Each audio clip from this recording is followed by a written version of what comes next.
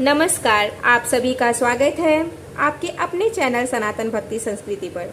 इस चैनल के माध्यम से हमारा ये उद्देश्य है आप सभी तक श्री रामचरितमानस हिंदी अर्थ सहित पहुंचाना। यहाँ पर जो भी त्रुटियाँ हों उसके लिए श्री राम जी से और आप सभी से हाथ जोड़कर क्षमा चाहती हूँ। जय श्री राम। यहाँ दोहा नंबर 109 में है, विदा किए बटु विनय करी, फिर पाई मन काम, उतरी नहाए जामुन जल, जो शरीर सम श्याम हे रामा, जो शरीर सम श्याम। अर्थात तदनंतर श्री राम जी ने विनती करके चारों ब्रह्मचारियों को विदा किया।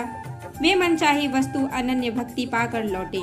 यमुना जी के पार उतरकर सबने यमुना जी के जल में स्नान किया, जो श्री रामचंद्र जी के शरीर के समान ही श्याम रंग का था। सुनत तीर बासी नर नारी, धाये निज निज काज बिसारी, लखन राम सिय सुंदर ताई, देखी करहि निज भाग्य बढ़ाई, अति लाल सब सही मन माही, नाउ गाऊ बूझत सकुचाही, जे तिन्ह महुबै बिरध सयाने, तिन करी जुगति राम पहचाने, तिन्ह करी जुगति राम पहचाने। सकल कथा तिन्ह सब ही सुनाई, बनहि चले पितु आय सुपाई, सुनि सभी साध सकल पछिताही, रानी राय किन्ह भल नाही, तेहि अवसर एक तापसु आवा, तेज पुंज लघु बयस सुहावा, कभी अलिखित गति बेसु विरागी, मन क्रम बचन राम अनुरागी, मन क्रम बचन राम अनुरागी। जय श्री राम। यहाँ यमुना जी के किनारे पर रहने वाले स्त्री पुरुष यह सुनकर कि निषाद के साथ दो परम सुंदर सुकुमार नवयुवक और एक परम सुंदरी स्त्री आ रही हैं, सब अपना अपना काम भूलकर दौड़े और लक्ष्मण जी, श्री राम जी और सीता जी का सौंदर्य देखकर अपने भाग्य की बड़ाई करने लगे। उनके मन में परिचय जानने की बहुत सी लालसाएं भरी हैं, पर वे नाम गांव पूछते सकुचाते हैं।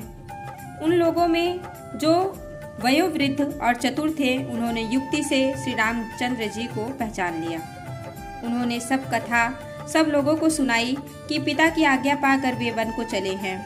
यह सुनकर सब लोग दुखित हो पछता रहे हैं कि रानी और राजा ने अच्छा नहीं किया। उसी अवसर पर वहाँ एक तपस्वी आया, जो तेज का पुंज, छोटी अवस्था का और सुंदर था। उसकी गति कवि नहीं जानते, अथवा वह कवि था जो अपना परिचय नहीं देना चाहता। वह वैरागी के वेश में थे और मन, वचन तथा कर्म से श्री रामचंद्र जी का प्रेमी थे। इस तेज पुंज तापस के प्रसंग को कुछ टिकाकर छेपक मानते हैं और कुछ लोगों के देखने में यह अप्रासंगिक और ऊपर से जोड़ा हुआ सा जान भी पड़ता है, परंतु यह सभी प्राचीन प्रतियों में है। गुसाई जी अलौकिक अनुभवी पुरुष थे।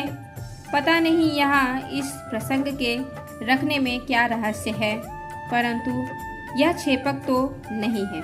इस तापस को जब कवि अलिखित गति कहते हैं, तब निश्चय पूर्वक कौन क्या कह सकता है। हमारी समझ से ये तापस या तो हनुमान जी थे अथवा ध्यानस्थ तुलसीदास जी थे। दोहा है 110 में, सजल नयन तन पुलकी, निज इष्ट देव पहचानी, परउ दंड जिमि धरनी, तल दशा न जाई बखानी, हे रामा दशा न जाई बखानी। अर्थात अपने इष्ट देव को पहचान कर उसके नेत्रों में जल भर आया और शरीर पुलकित हो गया। वह दंड की भांति पृथ्वी पर गिर पड़ा। उसकी प्रेम विहल दशा का वर्णन नहीं किया जा सकता।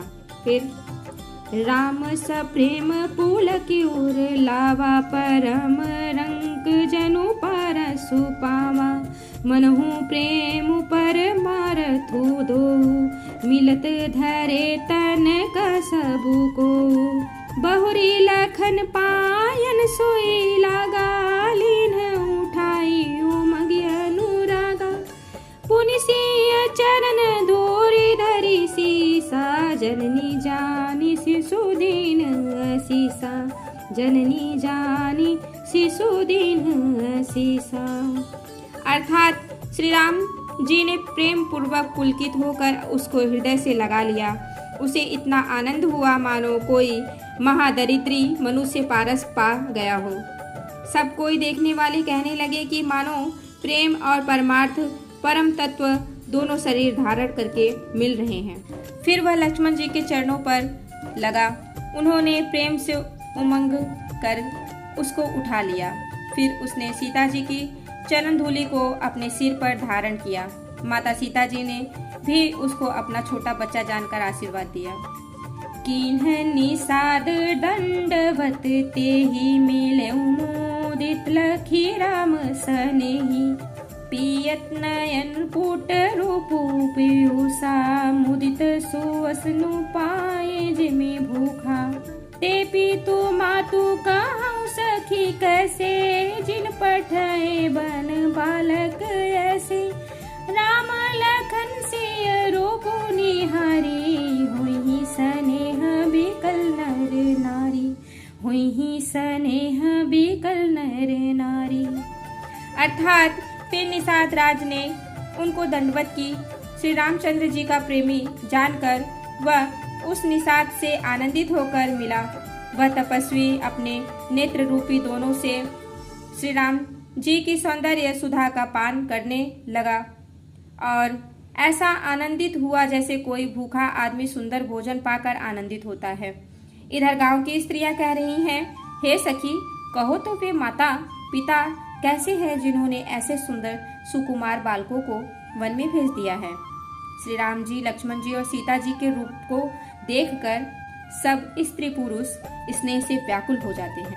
फिर यहाँ दोहा नंबर 111 में है, तब रघुवीर अनेक विधि सखहि सिखावनु दीन राम रजाय सुशीस धरी भवन गवनु ते कीन हे रामा भवन गवनु ते कीन। अर्थात तब श्री रामचंद्र जी ने सखा गु को अनेकों तरह से घर लौट जाने के लिए समझाया। श्री रामचंद्र जी की आज्ञा को सिर चढ़ाकर उसने अपने घर को गमन किया।